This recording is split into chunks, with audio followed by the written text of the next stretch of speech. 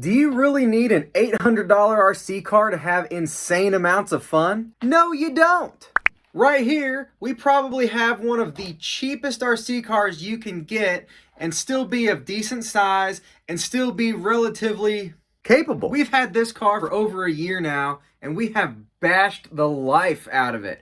And it's still going. Now, it's not without its hiccups. Currently, it has a rubber band holding on the body because the front body mounts broke, a cracked in half chassis, a broken rear control arm, broken wing mounts, 4 bent axles, maybe a blown out wheel bearing, a cracked shock tower, and easily tacoed tie rod ends. Otherwise, it's perfect. But you know what else we've got? A car that already has a whole bunch of upgrades on it, and I'm not going to waste them. So we're just going to put even more upgrades on it. It already has oil-filled shocks, aluminum hubs, bigger wheels, 15mm wheel extensions, and a beast of a motor setup. So in this video, we're going to address those issues. We've got a new chassis, new aluminum shock tower, a used cluster of parts, but we're just going to use the control arm, new wing mounts, probably a few other little things. Then we're going to throw this 3S battery in there and see how far we can launch it after doing a whole bunch of sweet tricks first. So far, the Creighton holds the record for the longest jump in our homemade track, which is roughly 40 feet. For the money, this has been an excellent car. It started out life with this body on it and these wheels on it. And none of these sweet upgrades, of course. We actually have a second one of these cars with a Piranha body. It's not in the best shape either. See, same thing, broken chassis, cold weather. Now, we did a video in the past showing the replacement of the chassis and one of the control arms on this car already.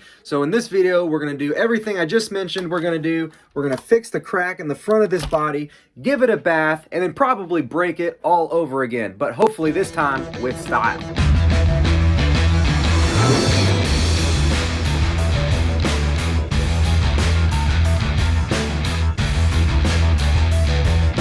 I just want you to see that this original plastic spur gear is still in perfect shape. And we beat this and run this hard, and there's absolutely no wear on it at all. As a precaution, since the chassis broke in the exact same place on both of these chassis, I'm gonna put some kind of support under the motor, probably just a glob of hot glue or something, to help keep it from slamming down into the chassis, because that might be what's causing breakage. Because on this one, it actually snapped on a pretty perfect landing. This one, the landing was not so good. The spur gear bearing is actually seized up. Luckily, I had a couple extra ones. A few broken off teeth in the front pinion gear, and here's an extra one. The biggest issue with these plastic shock towers is that they would bend. You can see even just sitting here that this one is bent, so under impact from landing jumps, this is gonna just bend and allow it to chassis slap and bounce. These aluminum ones should give much more rigidity if it doesn't break the differential housing. And there was a blown wheel bearing inside this left rear knuckle. So we've got all these sweet new aluminum parts loaded with our 3S battery. Nice big glob of black shoe goo under the ESC and under the motor. And perfectly tuned oil-filled shock. And hey, if you're new here or otherwise not yet subscribed, what's stopping you from hitting that subscribe button? It's free, it helps support us, and if you click on that notification bell, it alerts you when we make new content. And smashing that thumbs up button helps a lot too.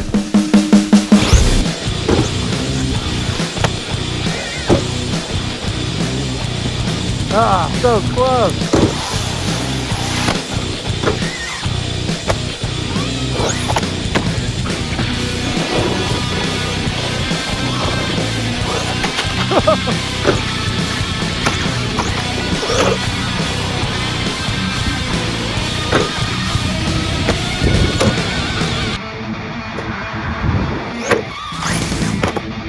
Already broke a front axle. New axle's in.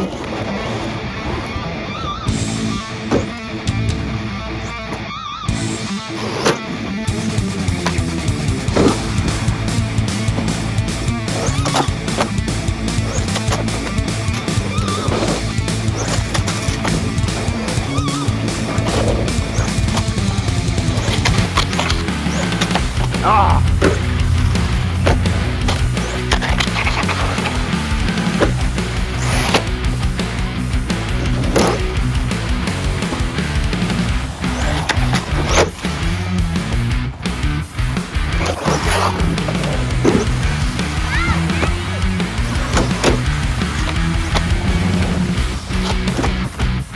Another bent axle.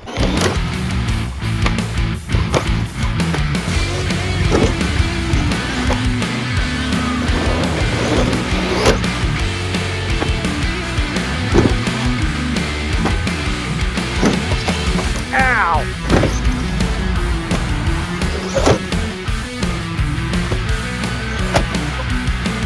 Oh, that was terrible. I know, both front axles are bent really bad already. And yeah, the wing broke off.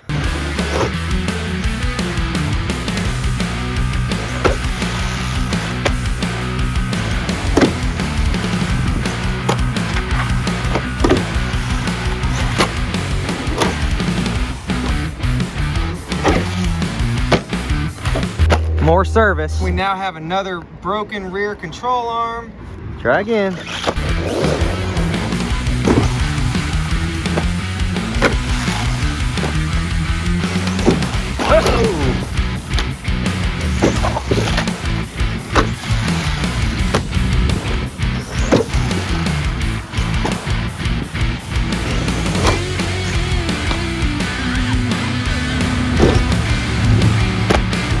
No!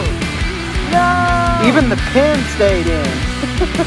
Everything's on the wheel, and the pin even stayed in the axle. Just a loose lug nut. Awesome! Whoa! Oh!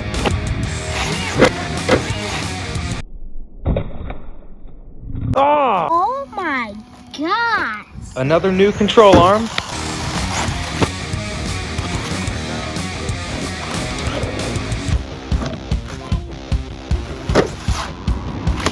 Oh my.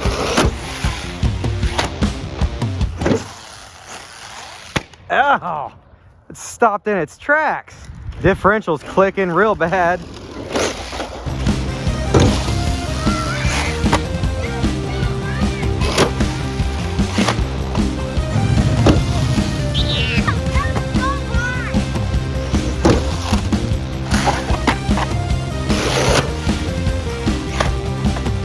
Broken rear shock.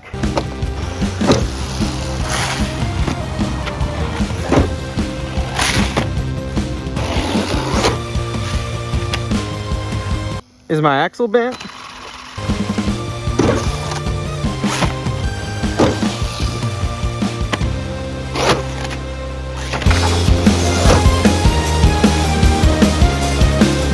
The wheel just came off again.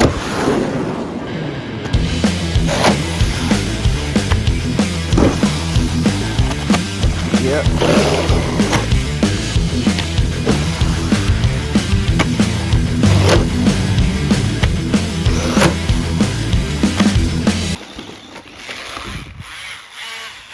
What now? Somehow that axle popped out. Our front diff blew out too.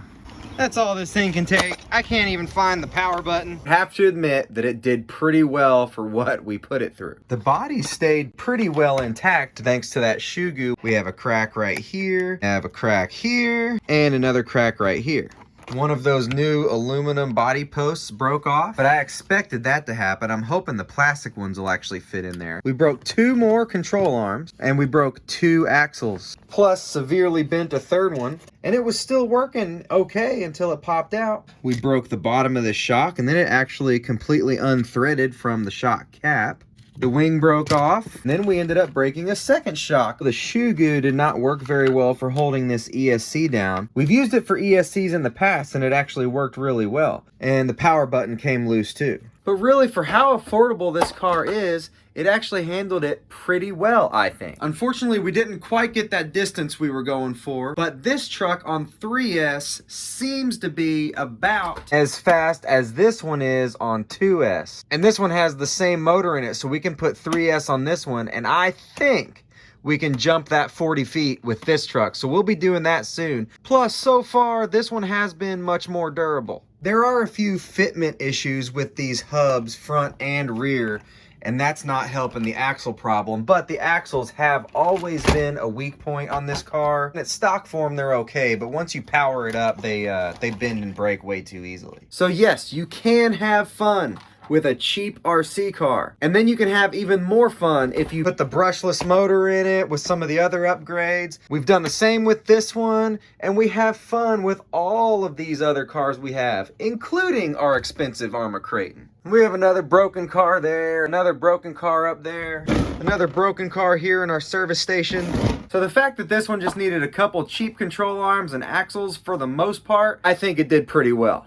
And again, this was on 3S power. If you use it on 2S power, it's more controllable and it's still extremely fast and it can still do awesome flips in the air. And it's usually a little less prone to braking on 2S. If you are interested in a cheap RC car that you can upgrade, but you don't have to, this is a good one. This is a great one. And then there are several other ones that we've done reviews on and upgrades on that I recommend you check out so that you can make the best purchase for you. And in the description of this video, I have links to this car along with the parts used. Feel free to check out some of these other videos for more awesome stuff.